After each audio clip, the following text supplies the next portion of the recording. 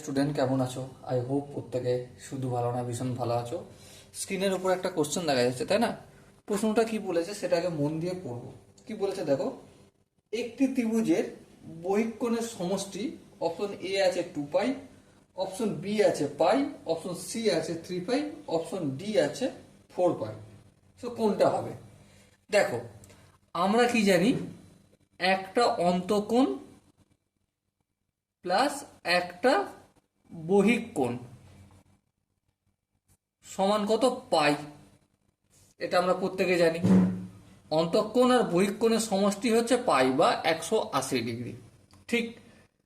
এবারে ত্রিভুজের কটা অন্তঃকোণ? তিনটে। তাহলে তিনটে অন্তঃকোণ, অন্তঃকোণকে আমি থিটা বলছি, আর তিনটে বহিঃকোণ, বহিঃকোণকে আলফা বলছি। তাহলে আলফা কোণ প্লাস বহিঃকোণ 3 গুণ ইকুয়াল টু কি হবে? 3 পাই। হ্যাঁ, ঠিক। এটা কি বোঝা গেল? একটা বহিঃকোণ আর একটা অন্তঃকোণ সমষ্টি কত? অন্তঃকোণ আর বহিঃকোণের সমষ্টি হচ্ছে পাই। এটা হচ্ছে আসল গল্প। ওকে, এবার বাকি গল্পটা কি?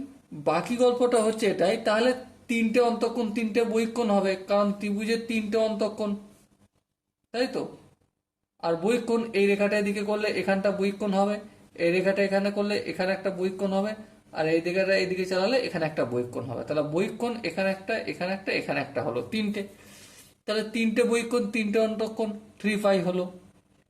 এবারে কি বলেছে, যে ত্রিভুজের বহিঃকোণের সমষ্টি, মানে আমাকে শুধুমাত্র 3 আলফা সমান কত বলতে হবে। ওকে, তা দেখো 3 × থিটা